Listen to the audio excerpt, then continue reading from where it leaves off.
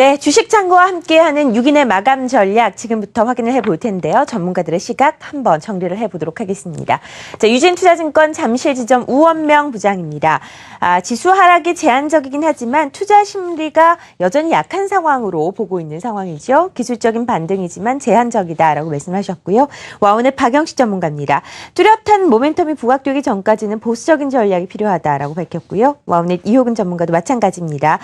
코스닥 시장 같은 경우에는 단기적인 과열이 해소되는 국면에 있다라고 보고 있고 종목을 슬림화하는 전략을 세워야 된다라고 밝혔습니다. 자, 계속해서 유진투자증권 서초지점 장대진 부장입니다.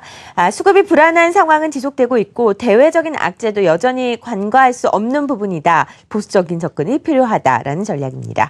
와운의 김우신 전문가는 지지선 1960선이 회복될 때까지는 신중한 전략이 필요하다라고 밝혔고요. 공고투자 비중은 지난주 금요일과 같은 39%로 제시했습니다.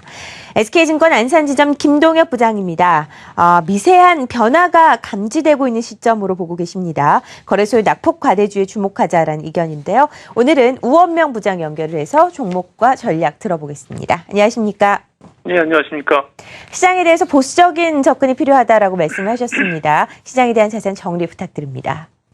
네, 시장은 잘 아시는 것처럼 이제 우크라이나 사태가 여전히 현재 진행형이죠. 계속해서 그런 흐름을 보임에 따라서 당연히 글로벌 시장의 투자 심리가 약세일 수밖에 없고요. 우리나라 시장도 사실 어떤 큰 폭의 상승을 이끌어내기는 쉽지 않은 상황으로 판단이 됩니다. 하지만 코스피 시장 같은 경우는 지난주에 이미 1920포인트대까지 하락을 미리 했기 때문에 오히려 추가 하락에 조금 다소 제한되는 그런 흐름, 오늘 같은 경우는 플러스도 나타내고 있는 상황인데요.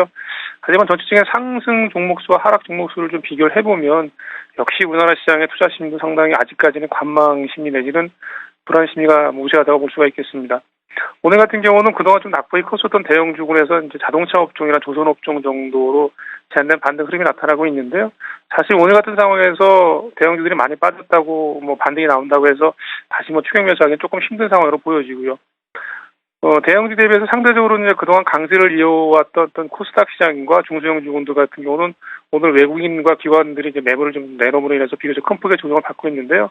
아무래도 잘 아시는 것처럼 시장이 코스닥 특히 중소형주들만 상승을 이어가기는 쉽지 않고요.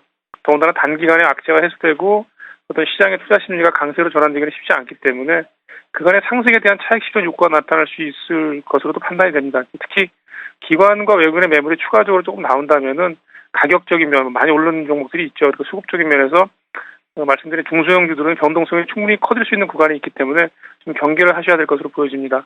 지금 시장은 사실 양시장 어떤 매수와 매도 모두 소극적으로 참여하는 수밖에 없다고 보여지는데 일단 관망하는 전략이 가장 유리해 보입니다. 역시 투자 심리 안정이라는 측면이나 향후 어떤 외국인과 기관의 어떤 수급이 변화된 흐름을 보면서 조금 소극적으로 대응하셔야 될 것으로 보여집니다. 네, 우원명 부장과 함께 시장에 대한 전략 세워봤습니다. 고맙습니다. 계속해서 선물시장 동향을 짚어보도록 할 텐데요.